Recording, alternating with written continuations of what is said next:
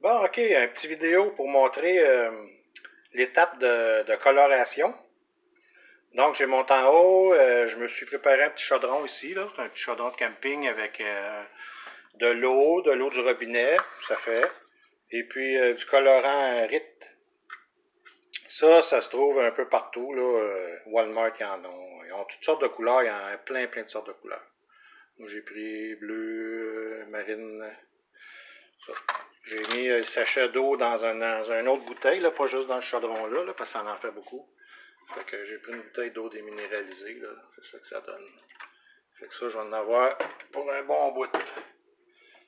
Fait que, parce que quand j'aurai fini, je vais la remettre dans la bouteille. Fait que c'est ça, j'ai juste fait chauffer ça pas trop fort. On voit encore un petit peu la boucane. C'est vraiment pas long, juste pour dire que ça vient chaud un peu, là. Tu sauces tes pièces dedans, comme là, tu sais, celle-là. Tu sauces tes pièces dedans, et puis tu regardes voir si c'est la couleur que tu veux avoir, là. Moi, je le voulais quand même assez foncé. Fait que ça a marché. Il y en a une d'un trois qui n'a pas marché. Ça l'a fait un peu, là, mais ça, j'ai acheté ça. C'est du Angle que j'ai acheté dans un magasin, là. Je pense que c'était déjà anodisé, cette affaire-là. Il aurait peut-être fallu que. Je sais qu'il y a des étapes de désanodisation, là, mais je ne l'ai pas fait. Je l'ai sablé en pensant que ça marcherait, mais. Ou peut-être que cette sorte d'aluminium-là, ça va pas bien. Anyway, ça vient dans de la plaque d'aluminium. Ça, je pense que c'était du 1,8. Du 1,8. Fait que je les ai passés là-dedans, je les ai rincés dans l'évier. Et puis, c'est ça que ça donne. Là, il va me rester juste l'étape. Je capote, là. Il va me rester juste l'étape de le faire, de le sceller. C'est-à-dire qu'il faut que je le fasse bouillir un petit bout de temps.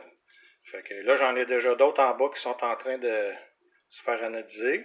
Fait que je vais faire l'étape ici avant de les faire bouillir. Fait que c'est un peu ça. Je voulais aussi juste mentionner que pour le colorant, là, c'est pas nécessairement la meilleure affaire, mais ça fonctionne, on le voit, là.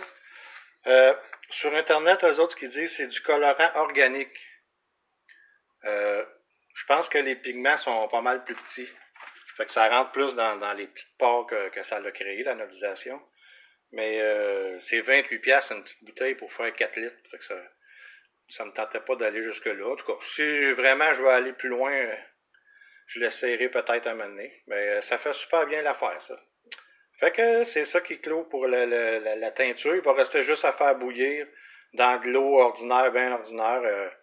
Ils disent quasiment autant le même temps que tu as fait anodiser que tu vas faire bouillir. Fait que là, moi, si je l'ai laissé 1 heure anodiser, je serais censé le laisser 1 heure aussi à petit bouillon là, dans le chaudron. Là. Fait que c'est ça que je vais faire après. Fait que ça clôt le sujet au niveau de l'anodisation.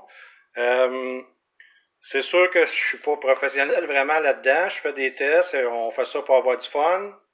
Et puis, c'est ça. Je vous dis à la prochaine.